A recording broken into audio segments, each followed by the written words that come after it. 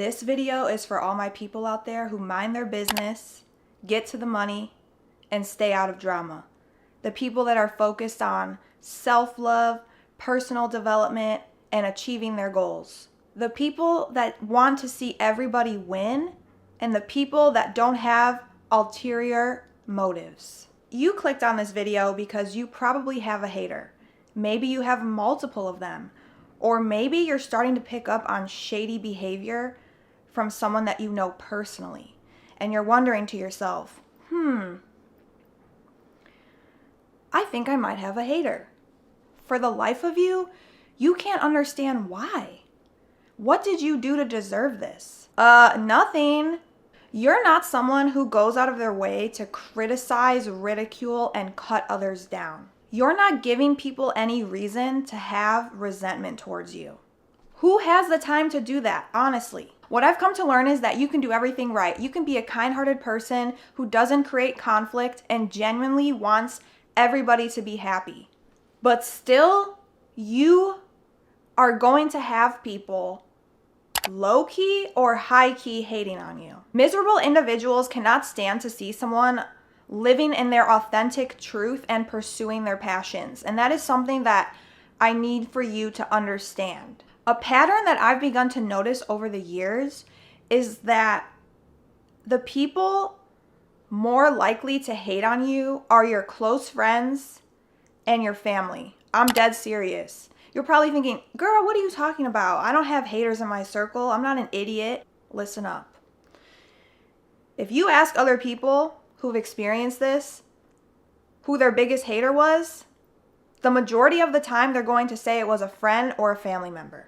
It's usually not random strangers. Obviously, there are occasions where random strangers are throwing shade at you, but for the most part, it's people that you know and have a close relationship with. And that's scary because as soon as you start to gain momentum and some success, these people start to reveal their true colors. They cannot stand to see you leveling up. Here's what I want you to do. I want you to pay attention to how these people react when you share positive news or achievements with them.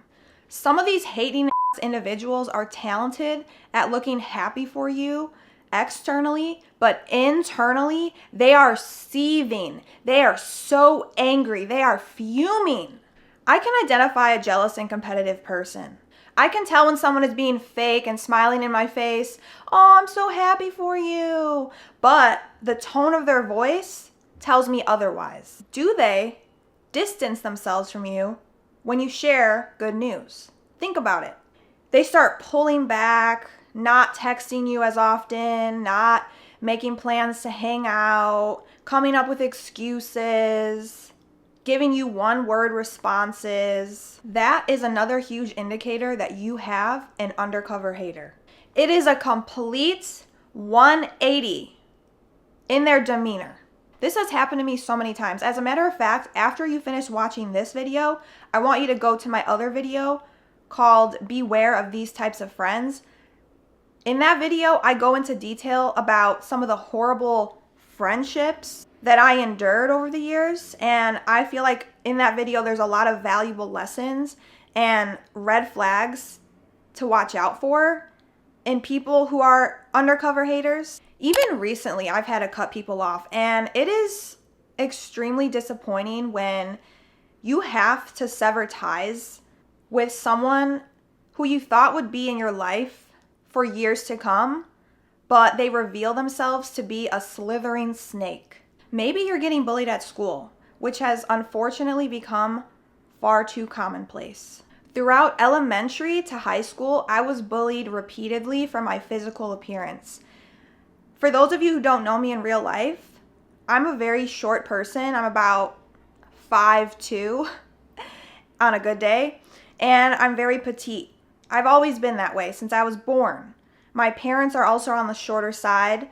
My dad in particular is skinny, okay? And I just so happen to inherit more of his genes versus my mom's. But I used to get harassed in school for my height and my weight. as if I had any control over it, right? But it used to really bring me down and make me feel like there was something genuinely wrong with me. I also am very flat chested, okay? I remember distinctly getting bullied by another girl in school for not having big. For a long time, it did make me feel self-conscious. And I know what they say, oh, never reveal your insecurities to other people because they could eventually use that against you down the road. But you know what? I don't care. I'm here to help you out. I value transparency, and you know what? I'm willing to take one for the team. But the point is that even as I got older, I have experienced bullying for my physical stature. Again, I'm still on the shorter, petite side. I've gained a little bit of weight, but I have a very fast metabolism. I've come to really love my body overall. I embrace my natural body. I embrace my natural self. And I love my natural self. Grown adults in present day, here and now, will make passive aggressive comments towards me about being shorter, skinny. I know it's just jealousy and insecurity that they're projecting onto me, right? But again, I have no control over the body that I was born into. Haters who wish that they had certain attributes that you might have, instead of complimenting you, they're going to cut you down because they're not happy with themselves. And that's what you need to understand when you experience this is don't take it personal. Please do not take it personal. People are so mean this day and age. And I feel so horrible for the younger generations that are going through school and more than likely are encountering horrific bullying. It was bad for me and the other millennials growing up. Another scenario of bullying is in the workplace. If you've experienced this before, then you probably are going to resonate. Coworkers who bully in the workplace never target the weakest link. They target the strongest one. They go after the competent individuals who clock in, do their job, and clock out. Workplace bullies hate this. There's actually a quote about this from a 2024 Psychology Today article titled, "Workplace Bullies Target Self-Directed Coworkers Most." The most likely target for workplace bullying is the kind of worker many employers dream of. Workers who are self-sufficient, judicious, and creative, and who demonstrate internal motivation, possess a benevolent worldview, and refrain from office politics and one-upmanship. In a word, the self-directed. Workplace bullies are a huge problem on their own, and I've been hearing more and more stories of this occurring. I am a huge advocate for defending and standing up for yourself in the workplace if you are being harassed or constantly micromanaged by a coworker. I find that these types of individuals tend to have similar personalities. A lot of them are covert narcissists, meaning that they're really good at masking the fact that they're actually narcissists. Their ego is inflated because they're essentially on a power trip in the workplace, and they feel like because they have a certain job title that it is an excuse for them to mistreat other employees. It's really difficult to work under those circumstances and that environment. A lot of the people who are bullied at work are those, like I mentioned, who clock in, do their job, and clock out. They're confident in themselves and they have their life to live outside of work. They don't live and breathe that job. They don't take it home with them. And that's just deemed as a threat to some of these workplace bullies. They want you to gossip with them and throw other employees under the bus and be sneaky and manipulative. No, we're not doing that. That's not professional behavior. That is ridiculous. I was talking to my brother about this once before. He said something along the lines of, some people in the workplace only have that job to give them meaning to their life. They have nothing else outside of work that brings them joy. On the flip side, you could have complete strangers, or what I like to call trolls, who loathe you.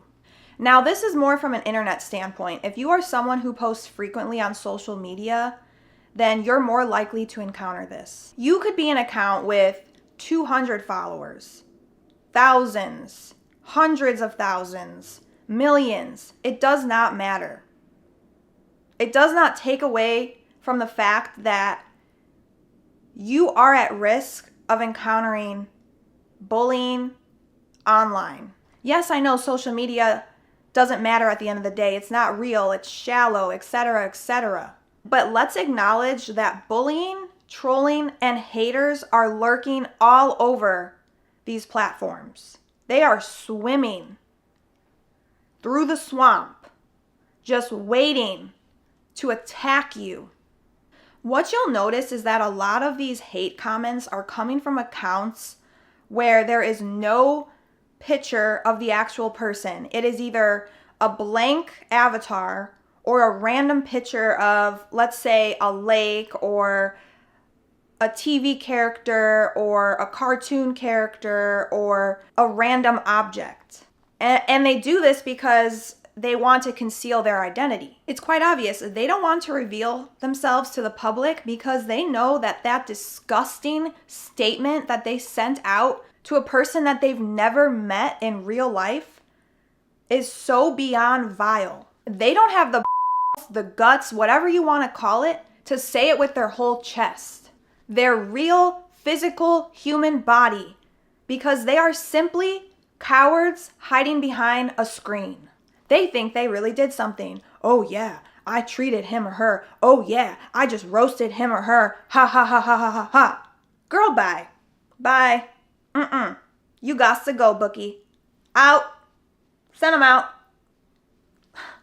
Crazy part is, if they saw you in real life, they would not have the nerve to say what they said to you online to your face. Mark my words. I get hate comments on my videos. Even as a small creator, there are groups of people who want to hop on my platform, my channel, and act like a keyboard warrior. I had this one person spam one of my other videos with really harsh, mean comments, and then go on to my most recent video and say something else. Just admit it. You're obsessed with me, babe. You wish you had the passion to pursue your dreams like I do. That's why you keep coming back to watch my videos. Aw, it's okay, sweetie. I know when you see me, you get inspired. These people are actually inspired by you. But they don't want to admit that because their pride won't allow them to. They're so miserable. They don't know what it's like to give people their flowers and be kind and compassionate. You know what I love though? There's always someone else lurking in the comments who comes across that hater and will put them in their place for you and defend you. They did it out of the kindness of their heart. And I just love that. I love when people stand up for each other because there is no reason to be so mean and evil. There's already enough of that in this world. I don't even respond back to those hate comments. And if I do, I'm saying something that essentially kills them with kindness. But 99.9% of the time, I'm ignoring them. They want your attention so bad. And they would do anything to get a reaction out of you. Because again, 9 times out of 10, you have qualities that they could only dream of having. These people are miserable. Point blank, period. Think about it. They're filling their spare time with sending mean messages to, more often than not, complete strangers. Get some hobbies. Get a life. I said this earlier, but I'm going to say it again. It's always the people minding their business that others seem to have a problem with. This has been a recurring theme in my life. I'm literally just doing me, and someone exposes themselves as a hater. I was talking to my brother about this a couple of years ago. My brother is someone who is a great listener, and he only really speaks on something if he feels it's warranted. The biggest takeaway that I left with in that conversation was not to give those people your attention. That's what he said. It was the way he said it. He was like, no, I'm not giving them my attention. Nothing. They get nothing from me. Zero, zilch. That is a lesson that I have incorporated into my life currently. I don't feed into these little games that some people want to play. All right? Once you're out of my life, you're out. When you do succumb to their antics, they won. Trust me, I want to cuss these people out and hit them below the belt, but I'm not doing it. It's not worth your time and your energy. You've got goals to achieve, money to make, places to travel to, festivals to attend. Whatever it is that you are passionate about doing, whatever is a priority to you, focus on that. Remember, once you start leveling up, the haters are going to come out of the woodwork. Success breeds jealousy. Always. You just have to be prepared for it, be resilient, be strong, keep smiling, and keep it pushing. If your safety is in danger, absolutely do not ignore it or push it under the rug. Let the authorities know, let people in your life know. I'm sure we've all heard of situations where someone was being repeatedly harassed. They let it just kind of, slide, and then the repercussions were extremely severe. The consequences of that were physically harmful, and I won't go into details, but again, if your safety is in danger, then you don't want to mess around with that, and you need to make sure that the appropriate people are notified as soon as possible. It's sad. It's truly upsetting because we live in a time now where sharing your accomplishments and your achievements is now deemed as a threat to other people. Social media plays a tremendous role in this, and I always bring up social media, but you have to understand that social media is a prevalent part of our lives now, whether we want it to be or not. And if we didn't have social media, we wouldn't be constantly overloaded with news and posts about people's milestones. Sometimes I do feel guilty for sharing achievements of mine online. I do feel like I'm being self-absorbed or conceited. But really, I'm just doing it because I want to inspire others. On the flip side, if someone I know is sharing an accomplishment, I'm so happy for them, and I feel motivated to continue pursuing my goals. But to some people, seeing that is very triggering. And I always think about that in the back of my mind.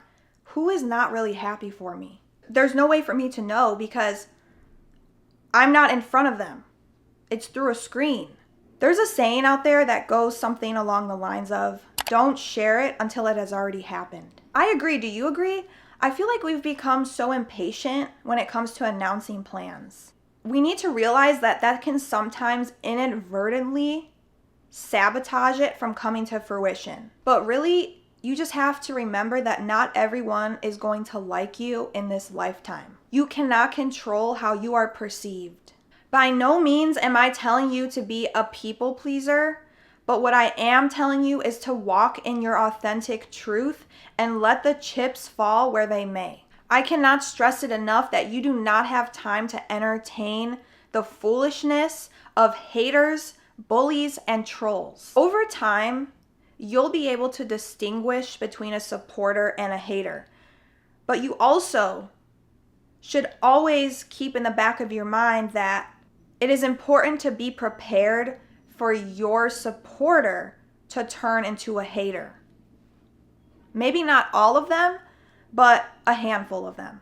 Some of you are probably thinking to yourself, this girl is so negative. Hold up. I'm not being negative, I'm being realistic. It is scary out here. You cannot trust anybody these days. You are the only one who has your best interests at heart when it's all said and done. But no matter what, I want you to keep going and do not allow these bullies to interfere or distract you. And that's where I'm going to end this off. I really appreciate you for listening. And as I always say, I hope this video was helpful. If you enjoyed it, please give it a thumbs up. If you haven't already, please subscribe. Comment below if you've ever encountered a hater. Share your stories. Share your advice. That's all I've got. Bye.